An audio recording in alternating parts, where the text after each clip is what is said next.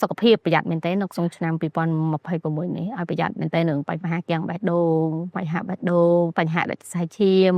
បញ្ហាគ្រាប់ឈាមភ្នែកហើយនឹងកលៀនចាត្រចៀកក៏ជាបញ្ហាធំដែរចានឹងឲ្យប្រយ័ត្នឆ្នាំ2026ហ្នឹងណែនាំឲ្យសមាធិច្រើនបាទអញ្ចឹងកន្លែងដែលបើសមាធិអាចនឹងមានភៀវពេញព្រោះដោយសារទាំងយកក៏ភ្លើង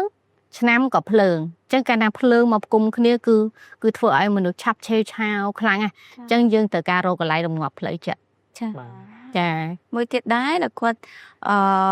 បង្ហាញពីយើងត្រូវប្រយ័ត្នសុខភាពស្បែកដោយសារភ្លើងខ្លាំងពេកចាកម្ដៅនឹងឡើងខ្លាំងអញ្ចឹងធម្មតាយើងគិតថា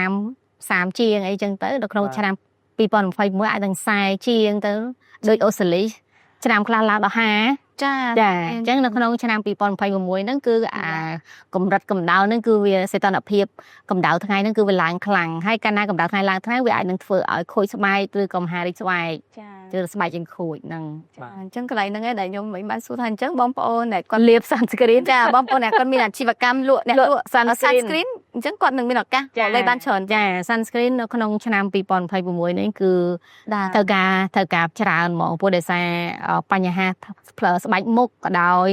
ស្បែកទូទៅក៏ដោយគឺទៅការពារ protect ឲ្យមែនទែនព្រោះដោយសារកម្ដៅថ្ងៃកម្ដៅព្រះអាទិត្យនៅក្នុងឆ្នាំ2026ហ្នឹងគឺវា strong ខ្លាំងចា